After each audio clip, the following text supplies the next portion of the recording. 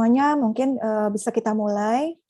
Bismillahirrahmanirrahim. Selamat datang untuk acara sharing session siang ini dengan tema gunakan strategic negotiation skill untuk mencapai targetmu. Di sini saya sebagai host pada acara ini sekaligus speaker tema strategic negotiation skill. Nanti akan membawakan untuk 1 jam 30 menit kurang lebih ke depan untuk sharing session terkait solusi ini. Dan kita lanjutkan.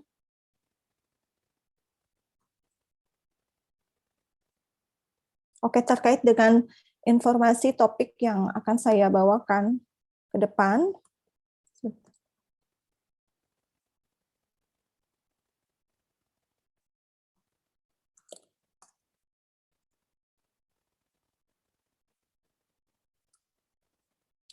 Oke, pertama-tama saya menginformasikan untuk key point outline tema sharing session pada siang ini. Yang pertama ada essential skill for strategic negotiation. Kira-kira skill esensial apa sih yang dibutuhkan sebagai seorang negotiator? Yang pertama poin-poinnya adalah preparedness, itu persiapan, terus kemampuan berkomunikasi, self-awareness, self-management, social awareness, relationship management, practice. Selanjutnya juga ada negotiation styles and key styles.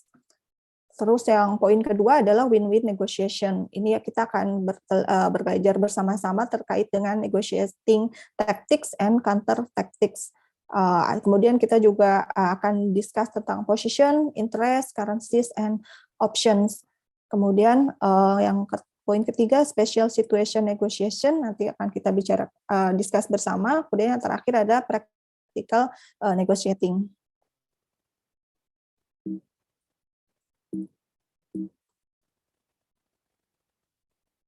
Oke, nanti jangan lupa untuk isi feedback form-nya. Material deck-nya juga nanti akan kami kirim. Akan mendapatkan e-sertifikat setelah H+3 hari ke depan. Oke, kita mau masuk ke dalam section pertama, essential skills for strategic negotiation.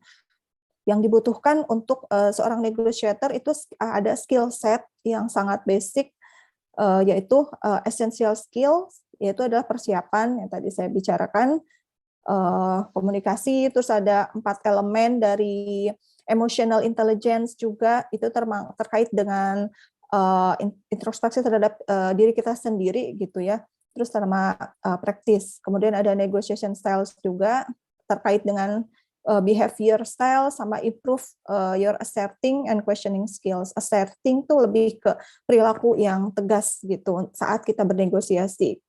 Ada juga kebalikannya itu questioning skills, jadi lebih mendengarkan, kemampuan untuk menjadi pendengar yang baik terlebih dahulu. Nah, ini overview-nya. Kenapa sih bernegosiasi itu penting gitu?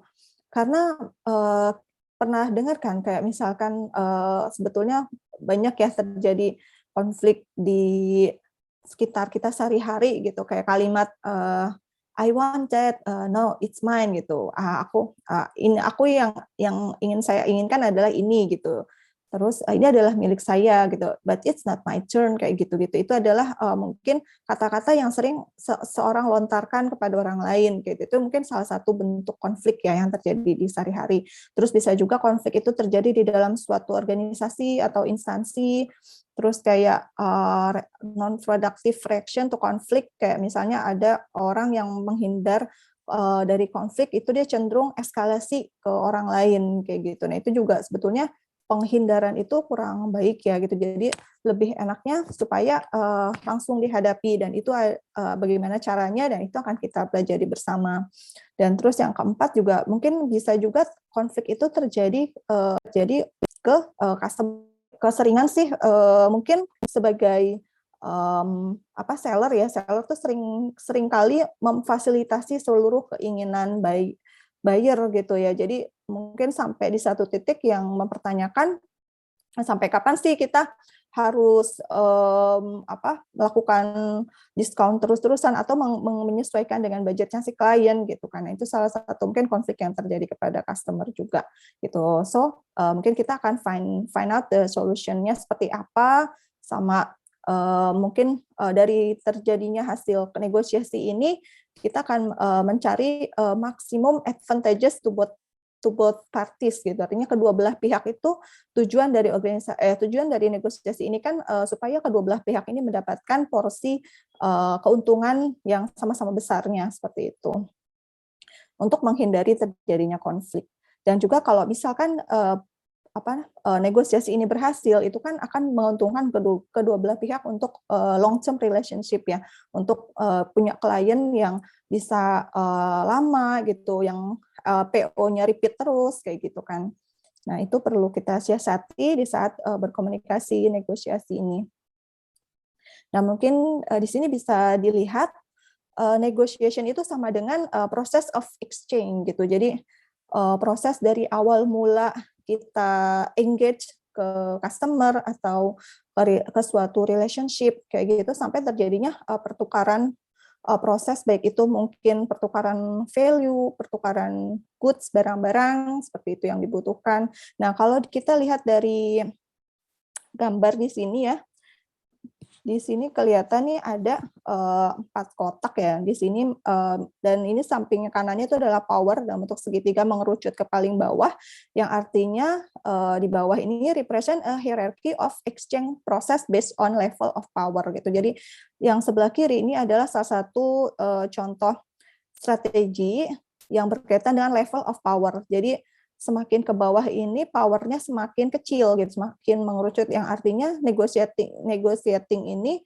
kedua belah pihak tuh sama-sama kuat interestnya gitu, kepentingannya. Jadi powernya juga sama-sama kuat gitu. Jadi saling kecil lah gitu. Kalau misalkan kita pakai yang dari atas ya, not engaging gitu. Not engaging strategy itu involves penolakan dari satu pihak, misalkan dia tidak sesungguh-sungguh untuk menjual barangnya gitu. Kayak misalkan ada orang punya rumah di pinggir jalan yang sangat strategis, terus samping kanannya juga banyak tumbuhan yang asri gitu. Jadi orang banyak yang menawarkan menawarkan uang untuk supaya dia mau menjual rumahnya. Nah, itu adalah not engaging strategi gitu. Jadi dia bersifat acuh gitu ya, maksud karena dia nggak ingin sungguh-sungguh menjual rumahnya itu juga gitu. Jadi sampai si penawar ini melakukan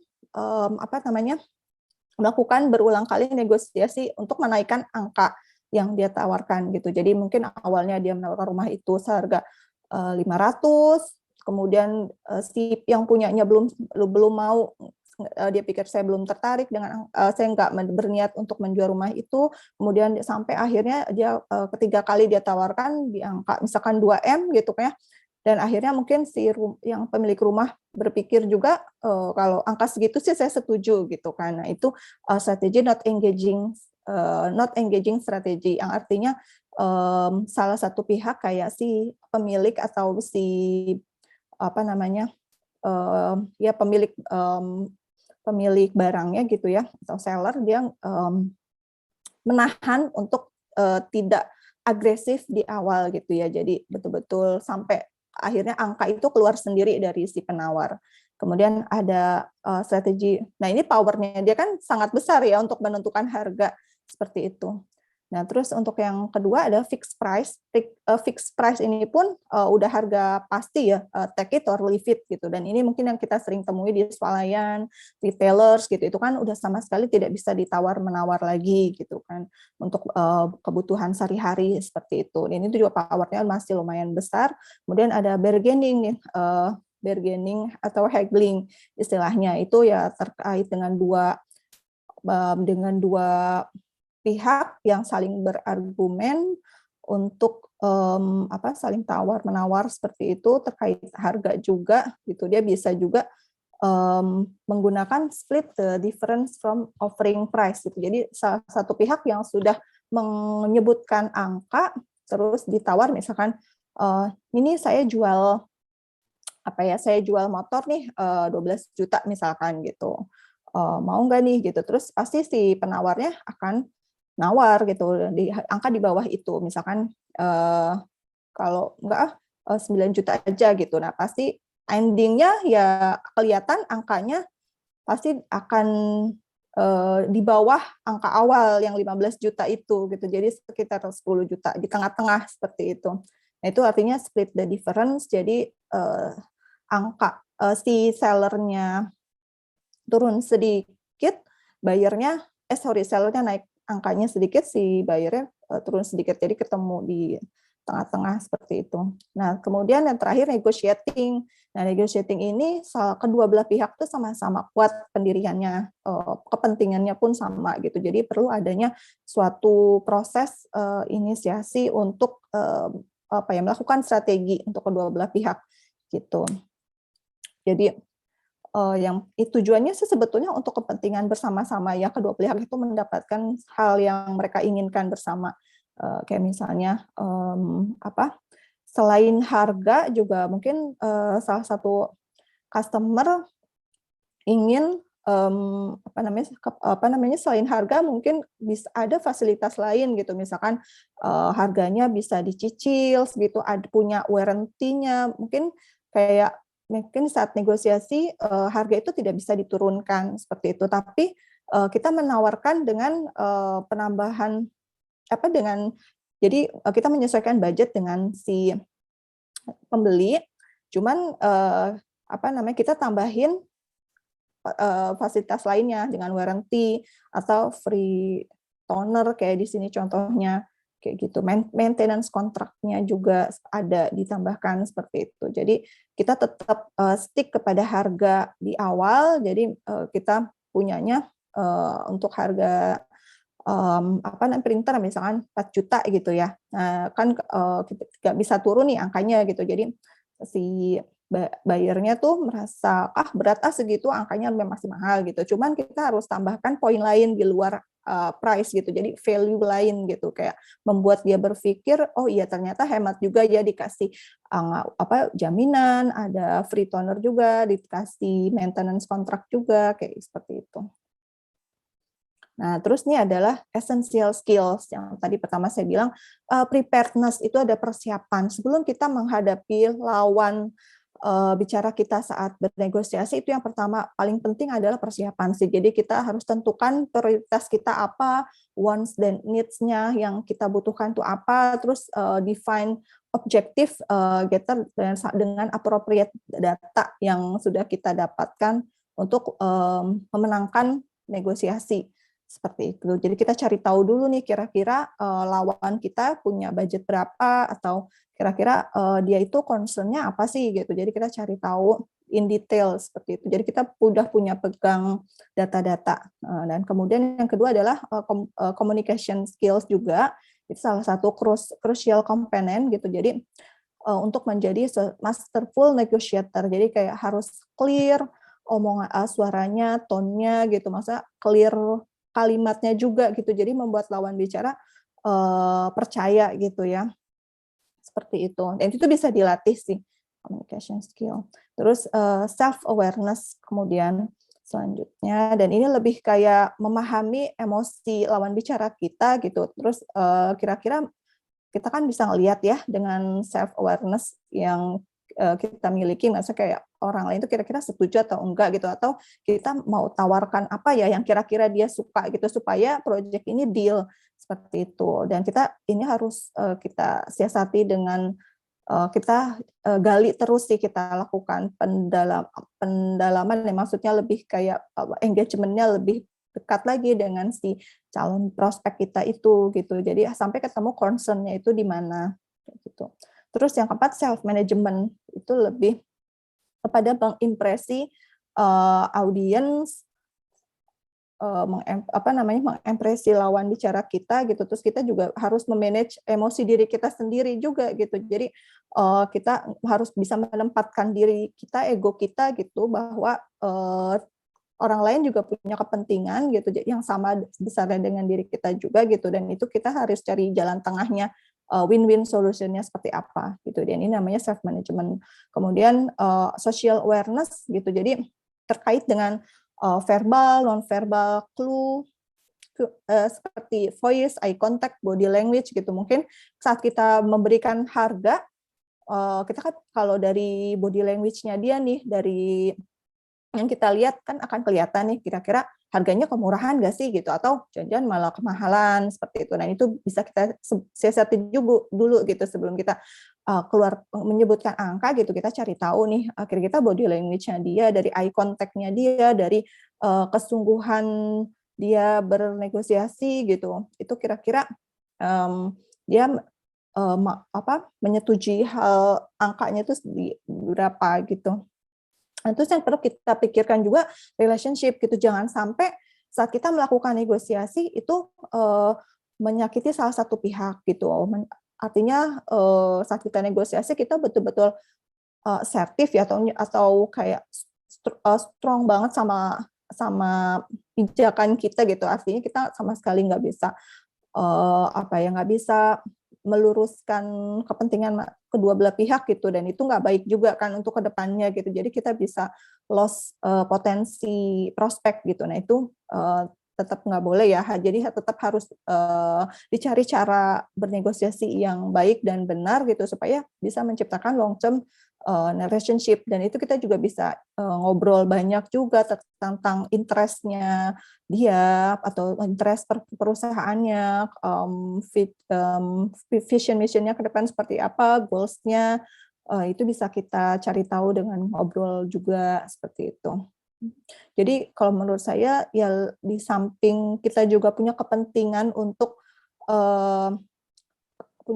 mendapatkan hasil dari negosiasi itu, tapi harus juga melihat proyeksi untuk relationship goals dengan partner kita itu juga gitu. Jadi yang sampai melakukan tindakan yang bisa melukai lawan kantor partner kita itu. Yang terakhir, yang ketujuh ya praktis ya, sering-sering uji coba latihan sendiri seperti apa gitu model-model negosiasinya. Nah, kemudian ini ada styles-nya, negotiation style sama key styles ya gitu, seperti apa gitu, karena ini lebih kayak pendekatan terhadap behavior style di dalam menggunakan negosiasi gitu. Ini mungkin seperti confrontational, conciliatory, kolaboratif, dan accommodating. Nah, ini di sini ada tabel ya. Kita untuk menentukan choosing the best overall approach. Nah, ini untuk yang horizontal semakin ke kiri ini semakin low relationship-nya, semakin ke kanan semakin high, dan tengah-tengahnya itu important of issue. Jadi ini tabel ini adalah hubungan dari importance of issue versus relationship gitu. Jadi yang mana nih solusi yang bisa kita pilih. Jadi yang vertikal ini importance of relationship, yang ke bawah ada importance of issue-nya. Nah, ini adalah untuk yang importance of relationship, yang semakin ke atas itu pilihan yang dapat kita lakukan adalah accommodate. Jadi kita lebih bersikap sedikit menjadi pendengar yang baik lah. Jadi yang bisa kita lakukan dia mengakomodasi kebutuhannya dia seperti apa. Dan ini biasanya untuk klien-klien yang account yang mau kita garap lama gitu untuk jangka panjang. Jadi kita lebih mengakomodasi lah, mengakomodir. Jadi kayak dia punya requirements device atau apapun itu gitu, dan itu kita ya udah dengerin aja maunya dia seperti apa kayak gitu. Nanti kita fasilitasin, tapi tetap kita pikirkan juga budget price-nya dia cocok atau enggak untuk project tersebut gitu. Nah, terus kemudian kalau yang bawah itu importance of issue. Nah, ini semakin ke kanan semakin high ya gitu. Jadi dia lebih memikirkan importance of issue-nya dibanding relationship-nya gitu. Jadi makanya paling yang bawah ini lebih ke take it or leave it gitu. Karena mungkin ini yang short term relationship-nya ya gitu. Tapi dia isunya karena yang lebih penting dibanding relationship. Nah, ini key skills-nya adalah kemampuan untuk to be assertive and persuasive gitu. Jadi ini tuh sebetulnya tengah-tengah ya skill atau kemampuan yang bisa kita lakukan untuk menghindari sikap agresivitas dan konfrontasional, itu ya kita bersikap asertif and persuasif gitu, tetap tegas tapi terkendali lah istilahnya. And gitu juga kita bisa menggunakan questioning and listening skills gitu. Yang ini resume-nya ya, di isu nomor 1 ya, the issue is important, tapi relationship nggak terlalu penting gitu ya. Jadi ya pilihannya take it or leave it. Jika relationship-nya penting, isunya nggak terlalu penting, yang kita bisa pilih yang accommodate gitu. Ini biasanya mengakomodasi itu klien-klien yang sudah lama sih gitu ya, terus kita manage. Terus yang collaboration, win-win negotiation, ini dia paling beda sendiri ya, box-nya ini represent the area yang dimana baik itu isu ataupun relationship itu sama-sama pentingnya gitu. Jadi ya win-win solution lah gitu. Kita nggak cuman mengakomodir, tapi kita juga punya sikap ya, dimana kita juga mementingkan kepentingan perusahaan juga gitu. Misalkan ada kenaikan harga, ya tetap kita komunikasikan bahwa angkanya misalkan produk renewal seperti itu ya, angkanya ada kenaikan nih gitu. Jadi kita juga tetap cari win-win negotiation. Kemudian yang keempat, baik itu isu maupun relationship itu sama-sama tidak penting, yaitu avoidance itu. Kemudian yang kelima, compromising, most useful untuk situasi yang berkebalik, the opposite party is trustworthy malah. Saat kita mendapatkan klien yang dapat dipercaya gitu ya, yang kelihatannya orangnya nggak aneh-aneh gitu, betul-betul ingin kerja sama, ya ini caranya bisa langsung melakukan compromising, bargaining, split the difference, langsung tektokan angka aja kayak gitu. Maksudnya karena kebutuhan kedua belah pihak tuh sama-sama saling membutuhkan seperti itu, atau exchange concession, seek quick middle ground solution seperti itu. Oke, lanjut. Nah, ini contoh. Sorry. Di sini ya negotiation style diawali dengan kemampuan psikologi dasar dan tanggapan utama terhadap konflik. Nah, jadi ya maksud di sini adalah ya kita sering aware ya sama emosional orang lain juga gitu ya kan, kita bisa baca ya kira-kira saat kita mau melakukan negosiasi dia arah interest-nya tuh kemana, terus kira-kira dia setuju atau enggak. Nah itu ada juga kemampuan untuk menilai emosional orang lain juga seperti itu. Terus juga ya respon utama terhadap konflik itu sih gitu ya, mungkin kan saat kita bernegosiasi dua belah pihak tuh kan beda kepentingan ya, yang satu inginnya apa, yang satu lagi inginnya apa gitu. Jadi dan itu pentingnya negosiasi di sini itu bagaimana sih cara kita untuk menghadapi konflik itu tersendiri seperti itu. Nah, ini ada istilah fight and flight gitu. Artinya ya ketika terjadi konflik pada umumnya itu mungkin ada orang yang langsung dihadapi gitu ya, fight gitu untuk memilih berhadapan langsung. Terus ada orang juga yang dia lebih ke discard gitu ya, remove dirinya, give up, move on gitu, artinya yang menghindari gitu, flight.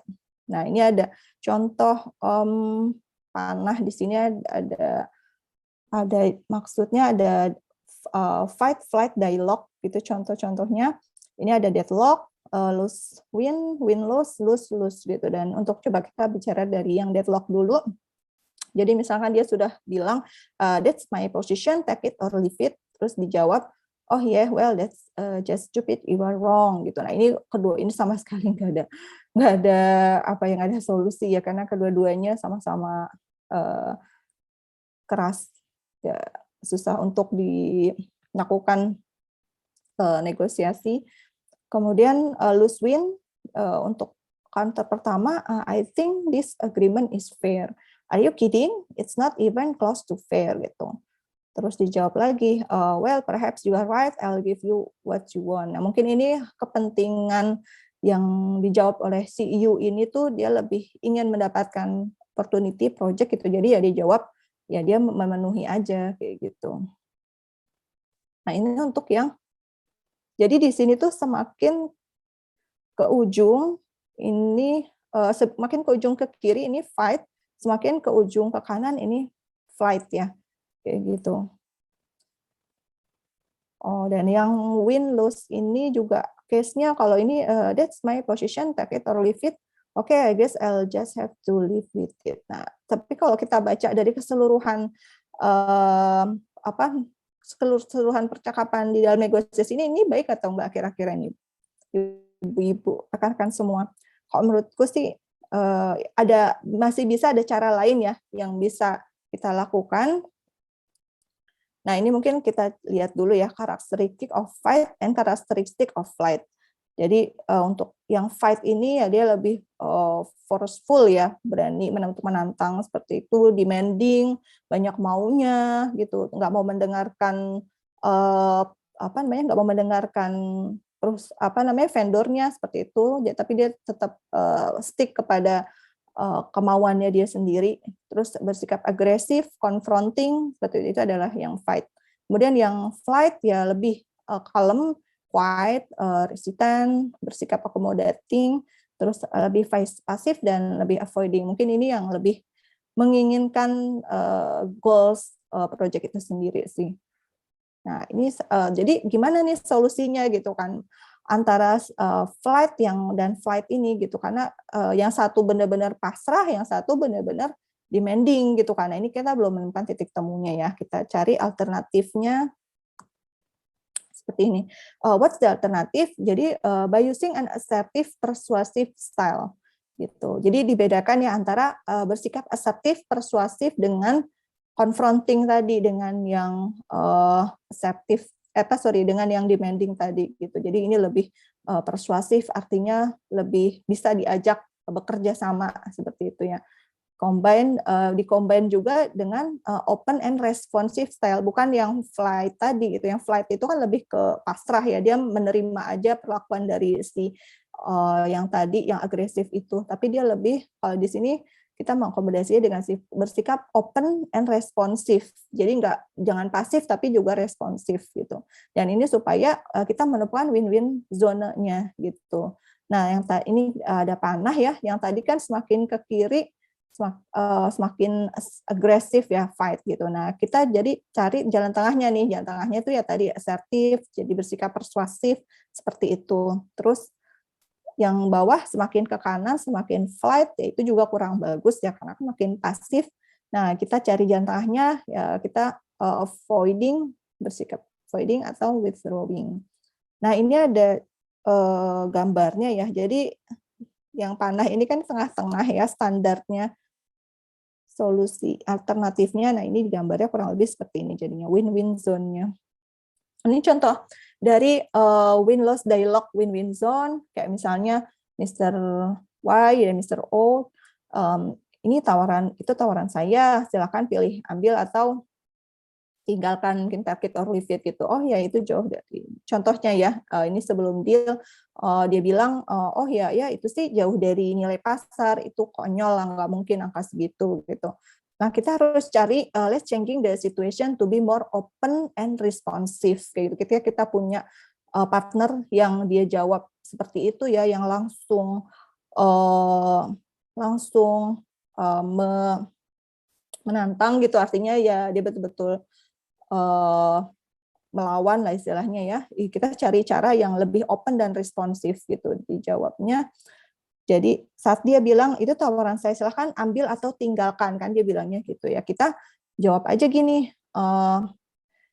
kita jawab ya, saya sih melihatnya Anda cukup tegas dalam hal pertimbangan proyek ini gitu, tapi coba beritahu saya apa yang begitu penting bagi Anda untuk mendapatkan harga itu gitu. Jadi kita coba membuka diri, cari peluang gitu ya, lebih intensif berkomunikasinya. Kita harus cari tahu ketika orang itu menjawab harganya kemahalan di atas harga rata-rata pasar gitu, kita harus berpikir kira-kira concern-nya dia apa ya, kenapa dia bisa mikir gitu. Jadi jangan lalu termakan emosi lagi gitu. Nah, itu kan bahaya ya, nggak menemukan titik deal-nya seperti itu. Jadi ya kita jawabannya seperti itu aja gitu. Terus kita cari tahu kenapa ya untuk pertimbangan mereka tentang proyek ini kira-kira yang begitu penting bagi Anda untuk mendapatkan harga itu apa ya gitu. Nah, ini kan bersikap open dan responsif gitu. Nah, baru akhirnya dia akan terbuka, dia jawab, saat ini cost of goods saya tinggi dan saya tidak dapat menyerap semua peningkatan biaya. Nah, jadi kelihatan nih ternyata painful-nya dia ya seperti ini gitu ya. Mungkin yang bisa kita lakukan ya kita bawa ke manajemen, coba sharing sama tim internal gitu. Kira-kira solusinya bagaimana gitu. Apakah mungkin kita bisa coba dengan cara yang tadinya one time charge dengan angkanya tinggi langsung mahal dengan kemudian kita ganti dengan MRC ya, monthly cost atau harga sewa setiap bulan seperti itu. Kita harus cari tahu dulu jadi painful-nya dia apa. Nah, ini ada lagi namanya tuh using the energy of push and pull. Kita bisa we can further discover different aspect of our negotiating style and its effectiveness. Jadi kita cari lagi sisi efektivitasnya dengan menggunakan push and pull behavior gitu. Nah, ini yang untuk push behaviors di sini adalah ciri-cirinya, terus yang pull behaviors di sebelah kanannya. Kita mulai dari yang pull behaviors dulu ya. Jadi pull behaviors itu lebih kayak wondering gitu, lebih kayak ya mencari tahu gitu, menarik, berinisiasi kayak gitu. Jadi bertanya dengan kemampuan dia untuk asking question, mendengar, listening, terus summarizing, being open and responsive, acknowledging common ground of areas of agreement. Kemudian ya seeking understand. Nah, terus yang push behaviors dia lebih setting your position, mencari posisi dia di dalam dua di dalam dua keterlibatan dalam negosiasi itu, terus holding firm, persuading logically using fact, logic, objective sources kayak gitu. Jadi harus dipertimbangkan juga data-data dan fakta-fakta yang ada juga. Terus asserting, offering currencies seeking to be understood gitu. Offering currencies di sini bukan mata uang ya, tapi currencies di sini tuh lebih kepada value anything of value yang diinginkan oleh counterpart kita kayak gitu. Nah, di sini kita bagi dua. Gimana sih cara untuk improve your asserting or persuading skills? Nah, yang kanannya improve pull skills atau improve your questioning and listening skills gitu kan. Mungkin saat kita bernegosiasi gitu, mungkin kan kadang kita cuma jawabnya oh gitu ya gitu, atau setiap kali kita timpali ya kita jawabannya pendek spontannya gitu aja, oh gitu ya, itu kan nggak baik juga ya. Tapi harus kita punya strategi juga nih dalam menjawab setiap pertanyaan di dalam negosiasi itu. Kayak misalnya yang persuading skills ya, ini kan persuade gitu ya, kayak mempengaruhi juga cara improve untuk skill-nya ini ya, state your position or demands clearly and concisely gitu. Jadi kita harus, nah ini terkait dengan kemampuan berkomunikasi juga gitu. Jadi kayak kita harus harus mantep gitu ketika kita meminta tolong, bukan minta tolong ya, artinya ketika kita mengucapkan suatu kalimat gitu yang kaitannya dengan keinginan yang kita inginkan terhadap orang lain, ya kita harus melakukannya, menjawabnya itu dengan kalimat yang tegas, yang jelas seperti itu. Jadi di sini contohnya, I need this report today, please, gitu kan, daripada kita bilangnya can you do this report today gitu, karena kan lebih mengambang ya jawabannya. Tapi dengan kita memberikan jawaban yang I need this report today please, ini kan mungkin lebih memberikan arti ya kita betul-betul butuh gitu kan. Gitu. Nah, terus yang kedua adalah provide solid facts, evidence, proof, rational or reasons for your position. Nah, ini juga penting nih gitu. Jadi ketika mungkin bisa sering kejadian di email ya, kita email dengan our peers, dengan teman-teman kolega di kantor dan lain-lain gitu kan, kita paling sering berhubungan dengan antar divisi lain gitu kan. Nah, ini mungkin banyak yang kurang menanggapinya tuh kurang cepat, kurang responsif gitu kan ya. Mungkin dia baca emailnya juga ini kayak ngambang gitu kan, sebenarnya dia minta apa sih nggak jelas gitu kan. Nah, ini jadi di sini ketika kita menginginkan sesuatu gitu terkait dengan hal yang interest kita gitu ya, kita harus memberikan itu dengan sejelas mungkin gitu. Kayak misalnya kita jelaskan aja di sini, this report is critical to help the board decide on the strategy. The information you generate will clearly lay out the options and provide the facts they need to make recommendation. Daripada kita bilang this report is really important, udah gitu aja, itu kan nggak ada kejelasan ya, maksudnya ya pentingnya tuh seberapa penting gitu kan, ya mungkin pekerjaan dia juga penting gitu kan, cuman kita kurang mengelaborate gitu. Nah ini harus kita elaborate sih gitu. Jadi kayak misalkan kita ngobrol ke tim finance gitu, ya minta tolong bantuannya untuk segera kirim faktur pajak itu karena ya klien klien kita untuk tanggal sekian itu dia udah harus lapor pajak kayak gitu. Jadi lebih dielaborate, dijelaskan in details. Jangan cuman kayak because this report is really important gitu. Itu kurang tegas di situ jawabannya. Nah, kemudian juga use a few strong reasons, avoid argument dilution gitu. Jadi kita menggunakan alasan yang betul-betul strong daripada kita menggunakan argumen yang terus-terusan gitu. Artinya argumen yang bertele-tele gitu. Jadi di sini contohnya sih, this report is critical to our department's budget discussion, daripada here are the 6 reasons why this report is so important gitu kan ya. Kita juga nggak tahu gitu, ada 6 alasan kenapa report ini penting gitu kan, itu kurang make sense ya, maksudnya kurang bisa diterima gitu ya. Jadi lebih enaknya ya kita punya pernyataan alasan yang clear, yang jelas gitu ya. Dan aku rasa ya pasti orang lain akan memahami itu gitu. Dari kalimat yang kita sampaikan itu sangat sangat efek gitu. Jadi ya ketika kita butuh sesuatu yang urgent ya kita juga gunakan kalimat yang betul-betul dapat dipahami dan orang ketika membacanya juga mereka tahu oh ini penting gitu, nggak bisa dihindari lagi gitu. Nah, kemudian itu tadi ya, yang kemampuan untuk setting persuading skills. Nah, kemudian yang sebelah kanan adalah improve full skills ya, atau kemampuan questioning and listening. Nah, di sini ask open-ended question to distinguish between wants and needs gitu. Jadi ya bedakan dahulu wants and needs-nya itu apa, seperti penggunaan who, what, when, where, and how questions as well to ensure that you completely understand his or her wants and needs, seperti itu. Jadi ketika kita menjadi pendengar yang baik nih, sebelum kita melakukan pertanyaan, ya kita dengerin cerita dia itu dengan betul-betul clear juga gitu. Jadi kalau orang bercerita itu kan ada poin-poinnya juga ya. Nah itu nanti, jadi ketika kita bertanya jangan ngasal juga gitu, tapi ya pertanyaan yang wise seperti itu dari hasil analisa kita terhadap wants and needs-nya dia apa gitu. Jadi jangan sampai kita ketika dia ceritakan painful-nya dia, kebutuhannya dia, dulu kita jawab dengan sesuatu yang nggak nyambung dengan needs sama wants-nya dia, kan bahaya gitu, nanti malah jadi chaos ya pembicaraannya kayak gitu. Terus yang kedua, summarize and paraphrase to express understanding gitu. Kita juga bisa melakukan paraphrase gitu. Kayak misalnya nih, as I understand it, you are saying that a 2-year contract is necessary to lock in this rate. Did I get that right? Kayak gitu. Jadi dia melakukan paraphrase. Jadi ya sedalam yang pengetahuan yang saya dalami gitu ya, yang kamu katakan adalah 2 kontrak itu penting untuk kita lock di rate seperti ini kayak gitu.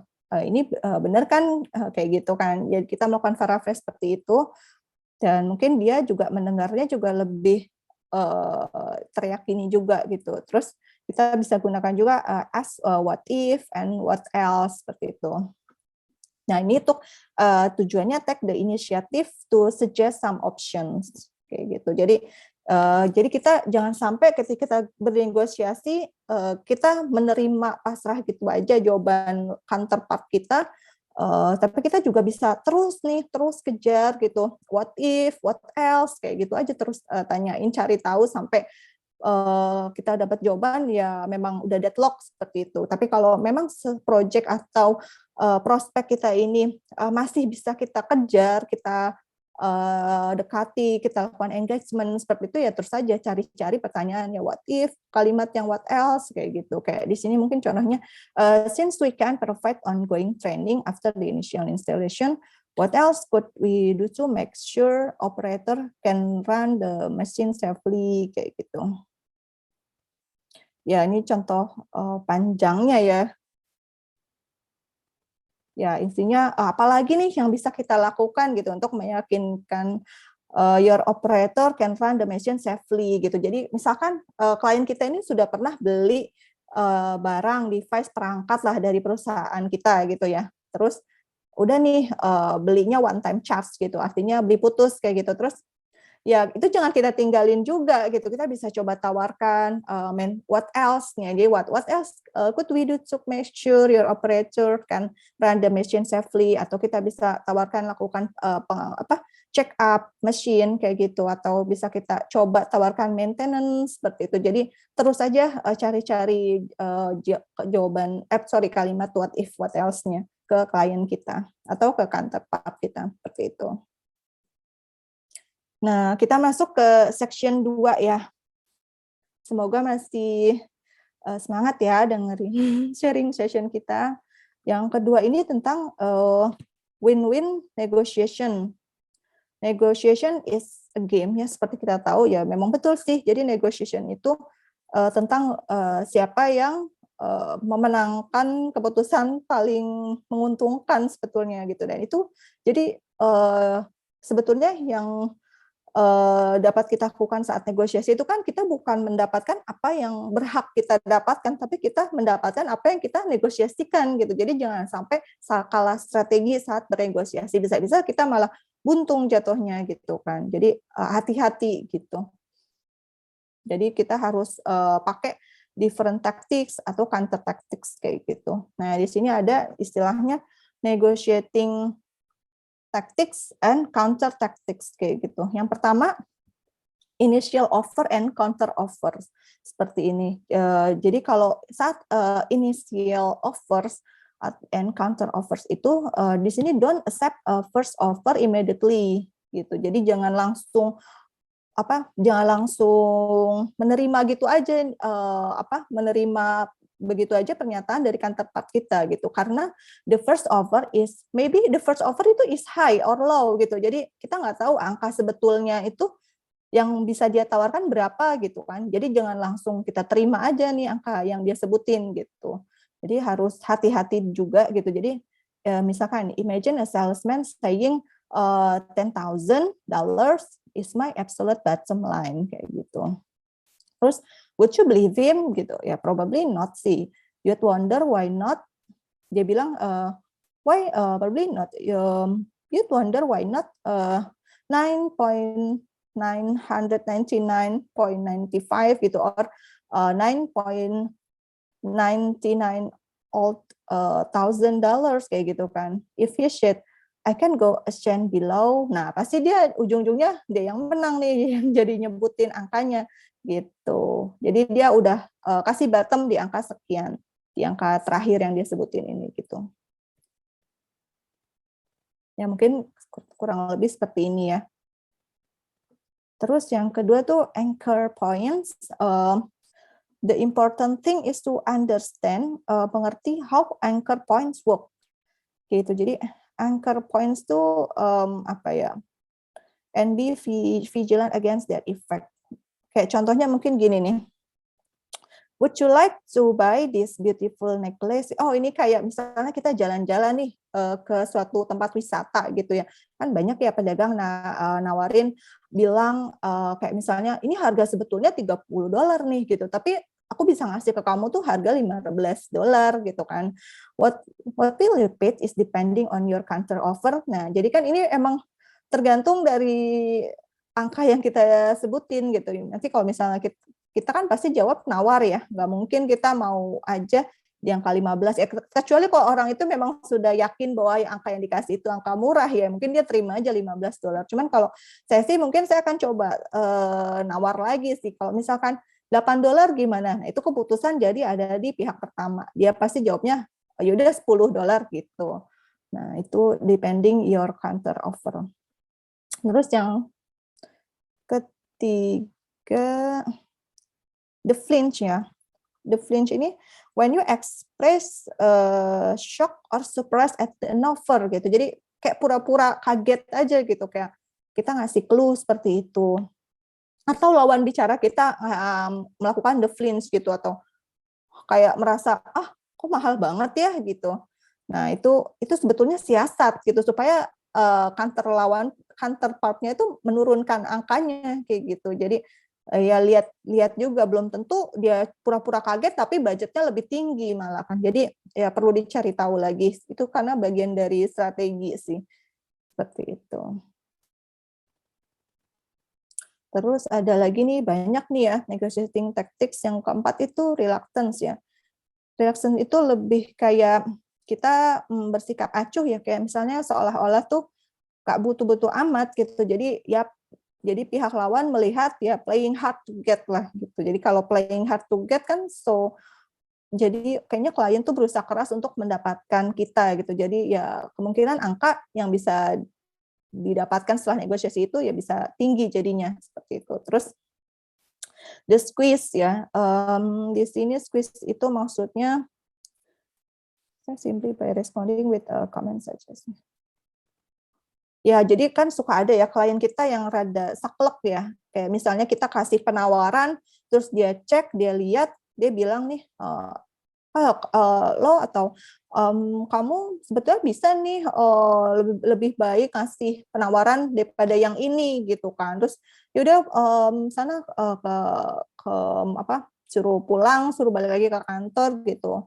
Di sini sih istilahnya sharpen your pencil kayak gitu. Maksudnya istilahnya sih ya dia pengennya harganya lebih murah, mungkin penawarannya lebih baik lagi kayak gitu. Itu contoh the squeeze.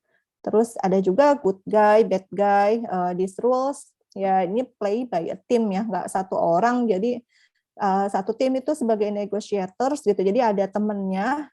Jadi ada temennya tuh nanti yang akan kompor-komporin gitu. Jadi mungkin saat dua orang ini melakukan negosiasi, temennya salah satunya datang terus kayak ngompor-ngomporin, iya harga segini misalkan di kami sudah paling bagus itu, paling murah gitu, bisa terbukti kok di tempat lain sekian-sekian gitu. Artinya satu ini sebagai pemberi inputan lah ya gitu, tapi inputan yang mungkin menyesatkan gitu. Jadi ya bisa inputannya itu baik atau buruk gitu ya, tergantung dari concessionnya itu gitu. Itu untuk pressuring the other side into making bigger concessions. Yang ketujuh, timing as a tactic juga gitu. Ini sering banget ya terjadi untuk kayak iklan-iklan apartemen gitu kan, kayak hari Senin harga naik kayak gitu, ada deadlines and delay gitu kan. Tapi sebetulnya harga itu arbitrary gitu, makanya harga itu nggak merta-merta cepet naiknya juga gitu. Nah itu sebetulnya bagian dari strategi mereka kayak gitu. Jadi ya dia gunakan timing itu sebagai sesuatu yang elemen penting di dalam negosiasi kayak gitu. Jadi ya other party ya bisa dimanipulasi jadi the clock to disadvantage dari keuntungannya ini gitu. Terus yang kemudian yang poin 8 competition gitu. Yeah, it's sometimes a good idea to casually let your counterpart know that you are talking with other parties and considering other alternatives gitu. Jadi kayak competition di sini, misalkan saya memberikan harga ke klien saya nih, gitu. Terus klien saya bilang, harga di tempat lain nggak segini kok, saya dapat harga yang lebih murah nih. Nah itu jadi dia kayak membandingkan dengan another kompetitor yang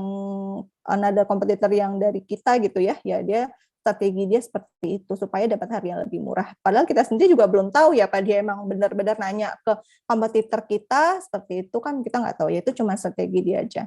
Terus juga authority limits gitu. Jadi di sini having someone check with is convenient when the other side is pressuring you for commitment you may not want to make gitu. Authority limits di sini mungkin gimana ya?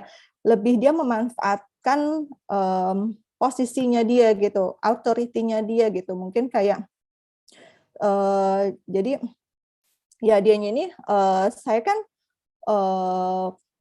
decision maker di sini gitu. Jadi ya angkanya harus turun kayak gitu. Jadi dia memanfaatkan authority limits-nya dia gitu untuk melakukan negosiasi seperti itu. Atau iya accounting dianya bilang budget kita segini gitu loh. Jadi ya mau nggak mau harus turun dong angkanya sesuai dengan finance yang kasih budget kayak gitu misalkan. Nah, terus selain itu ada juga istilah position, interest, currencies, and options. Nah, kita harus mengerti juga nih difference perbedaan antara position and interest. Interest sangat kepentingan ya. Position itu adalah sesuatu is what you say you want gitu. Jadi position itu lebih kayak posisi yang kita inginkan gitu. While an interest is what you really need. Jadi interest ya hal-hal yang betul-betul satu pihak inginkan. Terus ya be clear about what your interests are and prioritize them. Ya betul-betul dipikirin ininya interestnya karena pasti berbeda kepentingan sama counterpart kita. Jadi itu mesti kita jaga betul interestnya. Terus make list of everything you have to your counterpart might want. Ya selain kita memikirkan interest diri kita juga harus make list nih sebetulnya ya. Yang counterpart kita inginkan tuh apa ya gitu. Jadi kira-kira saat kita melakukan negosiasi dan kena ke painful-nya dia gitu, kita bisa ngasih solusi gitu. Nah, itu kan pasti klien merasa oh iya nih canggih juga nih. Jadi mau nggak mau ya udahlah kita deal-nya ke kita aja gitu karena dia tahu nih painful-nya gitu kan dari hasil poin-poin interest counterpart yang sudah kita bikin, kita buat list-nya kayak gitu. Jadi tepat sasaran kayak gitu.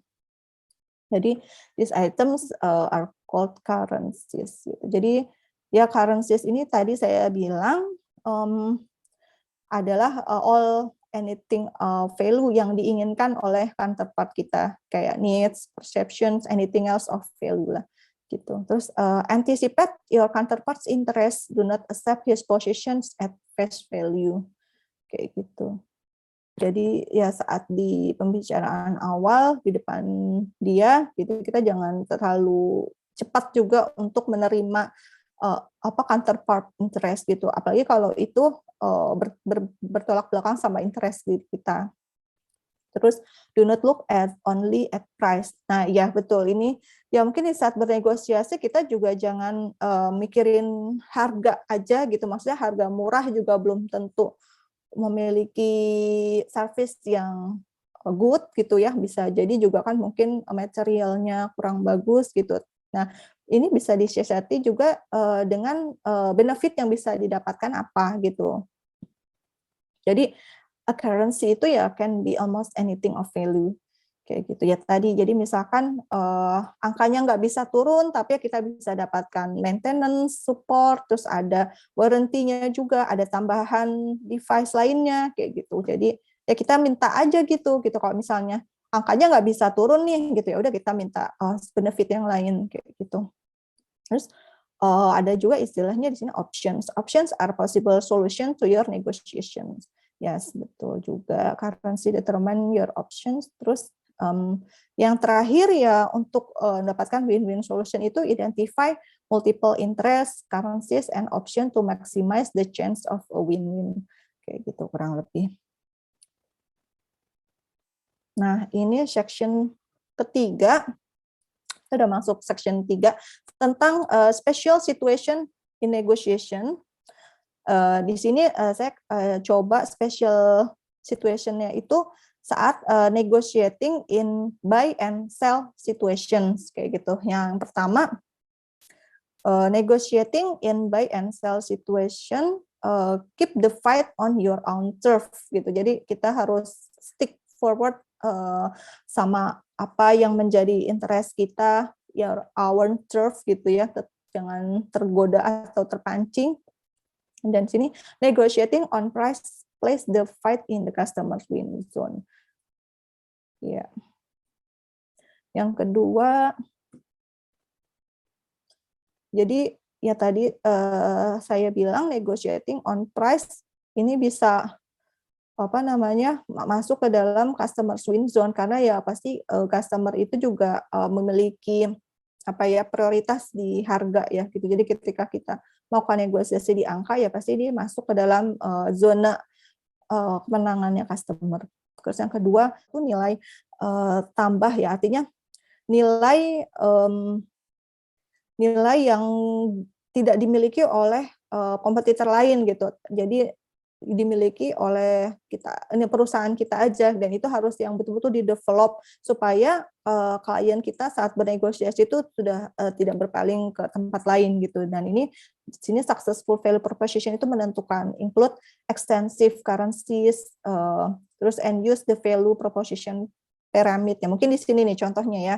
Jadi di dalam piramida ini ada yang namanya paling bawah dulu initial cost, terus ada TCOO, total cost of ownership, terus yang paling atas adalah HB istilahnya, human and business impacts. Nah, yang paling penting di sini itu ternyata tuh adalah HB ini, human and business impacts gitu. Dan itu yang benar-benar menghasilkan cuan besar gitu. Jadi tahu nggak contohnya kayak misalkan perusahaan yang jual usaha lampu gitu ya, terus dia bilang kok misalnya lampu ini tuh menentukan loh kesuksesan kinerja pegawai-pegawainya dari tingkat keterangan lampunya gitu, dari tingkat keterangan lampunya menentukan ambience ruangan di kantornya gitu, dan itu salah satu bentuk dari nilai-nilai human and business impact seperti itu. Dan itu bisa berimplikasi terhadap meningkatkan value proposition yang luar biasa gitu. Ya kita cari tahu aja nih kira-kira nilai jualnya apa gitu yang bisa masuk ke dalam kategori human and business impacts kayak gitu.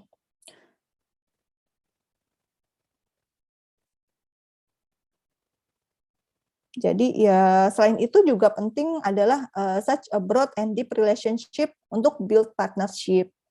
Jadi ya kita harus cari tahu juga strategic alliance yang kompetitor tuh nggak bisa lawan gitu. Jadi kalau kita punya engagement yang baik terhadap klien gitu, artinya klien sudah merasa nyaman atas servis yang kita berikan gitu, itu nggak bisa dilawan oleh kompetitor.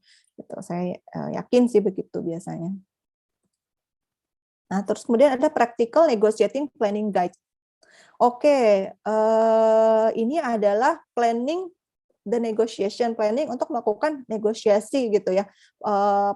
Jadi sebelum kita melakukan negosiasi, ya poin-poin yang sekiranya penting yang harus kita pikirin, kurang lebih seperti itu dalam praktik bernegosiasi. Ini ada planning guide-nya. Ini saya dapat dari buku negotiating tool practicing seperti itu ya. Jadi step pertama determine wants and needs. Nah ini sudah pasti ya, kita harus cari tahu determine wants and needs-nya, create needs and objective metrics, analysis step 1 ya by laying out the wants and needs-nya. Nah mungkin di sini contohnya ya, ini adalah sellernya itu namanya voice response, yang bayarnya rough right outfitters. Nah, dia cari tahu nih what do you want kayak gitu. Dia list di sini dari masing-masing perusahaannya ini apa gitu wants-nya, dia tulis di sini. Ya dia ingin large customer install and demonstrate new product spectrum.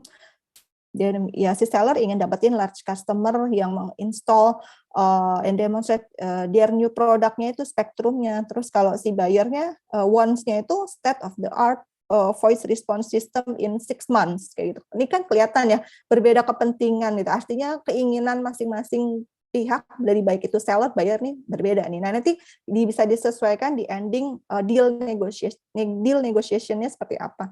Terus kayak what's getting this one to for you gitu ya, dia caranya demonstrate technical superiority dong gitu kan. Jadi dengan produk baru yang dia tawarkan ya dia harus bisa mendemonstrasikannya itu dengan tingkat technical superiority yang hebat lah, supaya customer-nya percaya dan bisa tumbuh kembang klien-klien baru gitu ya.